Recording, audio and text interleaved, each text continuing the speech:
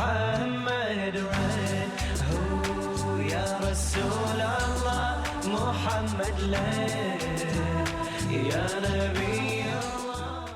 As we all know, eating is a natural human requirement, which, like all other aspects of life, are naturally governed by the rules of Islam, both the verses of the Noble Quran and also the Sunnah of our beloved Prophet Muhammad. May God bless him and his family. Now, not only are the dietary laws mentioned in the Quran, sometimes these are mentioned in explicit detail, and in other instances, Allah suffices with a passing verse. But as important as the laws of the Quran are what is contained in the guidance of the Prophet in his Sunnah. Not only the Sunnah in terms of recommendations, but also the obligations, because as we know, the book, the Quran, is not a culinary textbook. It's not a recipe book. It's not a cookbook. It isn't a book that describes every single food out there and its permissibility or impermissibility. God gives us some general guidelines in the Quran, but then the Prophet of Islam, as the teacher of the book, is expected to further elaborate and convey the finer nuances of the rules of the dietary rules of Islam. Now, even before we begin the discussion on the adab, the courtesies of eating, how did the Prophet consume his food? What etiquette did he use? We need to realize that from the point of view of the Quranic guidance and the prophetic example, we're told that eating, drinking is as much a spiritual event as it is a material requirement for us. That is, that eating and drinking, these mundane activities that you and I must do, just as we have to breathe to survive, are a spiritual engagement with God. And eating and drinking, when we follow certain rules and regulations and etiquettes, as outlined by the Prophet of Islam, can actually get us closer to Allah, can be a spiritual ladder towards Allah subhanahu wa ta'ala. How does the Quran introduce the topic of eating and drinking? You know, it's unique because God tells us in chapter 7, Surah Al-A'raf, verse number 31, He says, Ya Bani Adam, خُذُوا زِينَتَكُمْ عِنْدَ كُلِّ مَسْجِدٍ وَكُلُوا وَاشْرَبُوا وَلَا تُسْرِفُوا إِنَّهُ لَا يُحِبُّ الْمُسْرِفِينَ. O children of Adam, O offspring, you and I, humanity on a whole, attend to your embellishments, your beauty, your zina, at every time of prayer and every place of prayer. And eat and drink, but do not be extravagant, do not do israf, do not be wasteful. Surely He does not love the extravagant. Now it's interesting that Allah would use the command form, eat and drink, but do not be excessive. Because as we said, that even if Allah did not tell us to eat and drink, this is a natural human requirement that we all have to do. But God puts emphasis on it in the Quran and then guides us to what we can and cannot eat, the halal and tayyib as He calls it in the Quran, the permissible and the pure foods.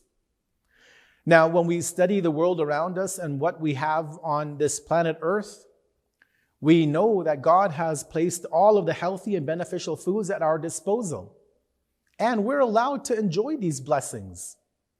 However, as with everything in Islam and in life, we have limits, we must have limits, and we must maintain those limits. We never should be engaging in wastefulness, extravagance, even in terms of food consumption. You know, this is something seen around the world today. You know, people have food eating competitions, not many, but there are a few countries in the world that have competitions on who could eat the most food in the most time.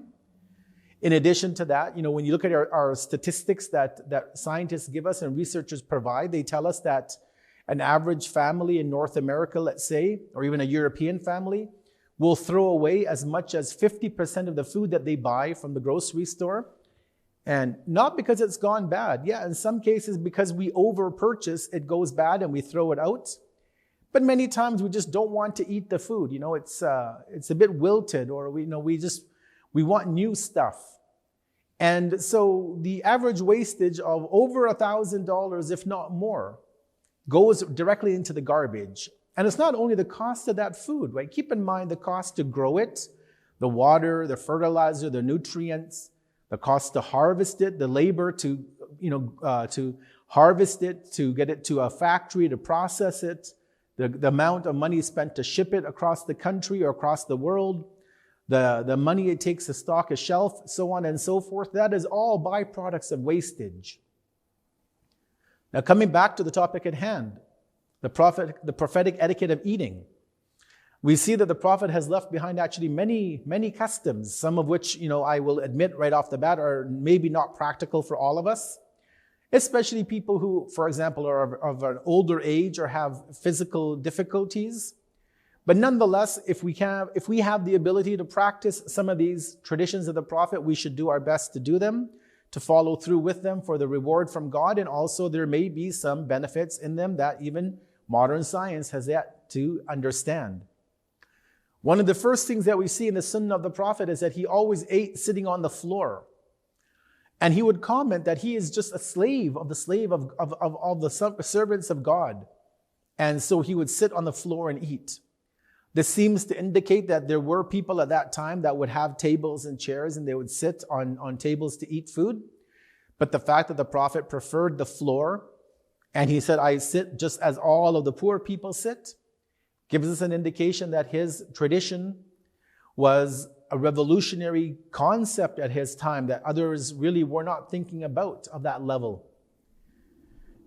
Contrary to the culture of many Muslims, moving on, contrary to the culture of many Muslims who would let their guests to start to eat, the Prophet would actually be the first person to start eating and he would be the last to finish eating. Again, in many Muslim communities, you go and the host will serve everybody. They'll all start to eat and he'll be running back and forth or she'll be running back and forth to the kitchen and this and that. And everybody else has started and they haven't even taken a bite yet. And at the end of the meal, that host will eat quickly to help clean up everything. And the guests are waiting there or they're eating and the host has left. The Sunnah, the tradition of the Prophet actually is quite the opposite. He would be the first to start and he would be the last to finish. It is as if he didn't want his guests to be embarrassed, that they're still hungry, let's say, and, he's stopped eating. And so now they would obviously want to stop because he stopped. So he timed his meals accordingly that he would start the meal so nobody would be embarrassed to start eating as well. He would be the first, then everybody else would continue. And he would be the last so that way everybody else could finish the food and be completely satiated. And then he would finish also. He would stop at that point. We're also told that the Prophet would be heard praising Allah. Not only at the beginning of the meal and the end. No, actually they say that every bite the Prophet took, he would praise Allah. He would thank Allah for the food. He would thank and praise Allah for the drink which he was given to drink. He was always in a constant state of thankfulness of God. Every bite, can you imagine? Maybe you and I will thank God at the beginning of the meal and we'll thank God at the end. But he would thank and praise Allah every single morsel he took. In addition, he never criticized the food. Even if there was something brought and if he liked it, he would eat it. And if he didn't like it, if it was not to his liking of taste, he would leave it. But he wouldn't stop others from eating it. He wouldn't talk bad and say, oh, this is too salty, it's too bitter, it's, I don't like this, it's whatever. No, he didn't like it, but he didn't want to, taint the atmosphere and make other people think it's not good. He didn't like the food. That was a personal preference, a personal choice, but he didn't criticize it. There are many other aspects. I want to conclude and mention a supplication because as we mentioned that, the Prophet would always be engaged in dua and the remembrance of God. When he began to eat, he would recite dua. When he ended the meal, he would recite a dua and ask the companions to also, follow along. He got into a habit of teaching us to always be thankful to God for all that we have. In one beautiful supplication, I'll just give you the English translation of it. He mentions the following. He says, "Glory be to you, O Allah. How wonderful is that which you have tested us with. Glory be to you, how plentiful is that which you have given us. Glory be to you, how plentiful is that which you have bestowed upon us. O Allah, increase our sustenance. Increase for us our sustenance and for the believing men and believing women, and for the poor men, Muslim men, and the poor Muslim women. So praying for both the poor believing men and women, and also praying for the poor Muslim men and women, including the entire ummah in his supplication. As I conclude, we ask Allah to guide us to that which is halal, permissible, and tayyib, that which is pure. And may Allah help us in ensuring that our income is sourced from the permissible means, so that whatever we consume is also permissible for us to eat. We thank Allah for the various foods of various flavors and colors and textures. We thank Him for the drinks, the best of those which is water. And we continuously praise Allah for the gifts that He has given to us. And we ask Him to never to never cease in blessing us with His favors. Wassalamu alaikum wa rahmatullahi wa barakatuh.